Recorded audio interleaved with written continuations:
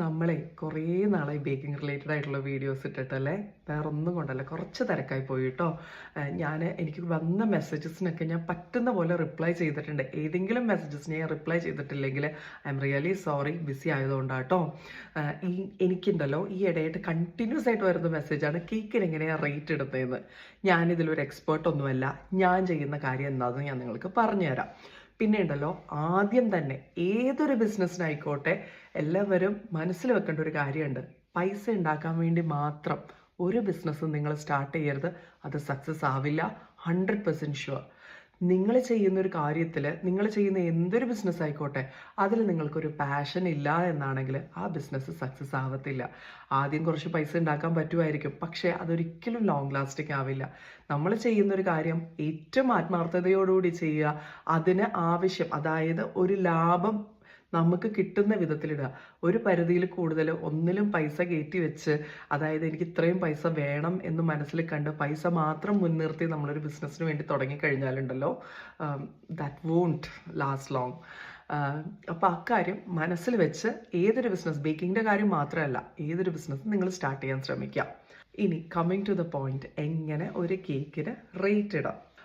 അതായത് നിങ്ങൾ യൂസ് ചെയ്യുന്ന റോ മെറ്റീരിയൽസ് എന്തും ആയിക്കോട്ടെ, അത് നിങ്ങളുടെ baking powder, baking soda, sugar, plain flour, oil, എല്ലാം ഒരു കേക്കിന് എത്രയാണോ ആവശ്യം അത് ഇതിൻ്റെ ആക്ച്വൽ റേറ്റിൽ നിന്ന് പൈസ ഡിവൈഡ് ചെയ്യുക. ഓരോന്നിനും ഓരോ പൈസ ഡിവൈഡ് ചെയ്ത് വെക്കുക. ഒരു കേക്ക്, ഇത് കുറച്ച് ടഫായിട്ടുള്ള കാര്യമാണ്, പക്ഷേ ഇത് നിങ്ങൾ ചെയ്ത് കഴിഞ്ഞാൽ നിങ്ങൾക്ക് ആക്ച്വലായിട്ട് ഒരു കേക്കിന് എത്ര റേറ്റ് ഇടാമെന്ന് നിങ്ങൾക്ക് ഒരു ഐഡിയ കിട്ടാൻ വേണ്ടിയാട്ടോ ഞാൻ ഈ പറഞ്ഞു തരുന്നത്.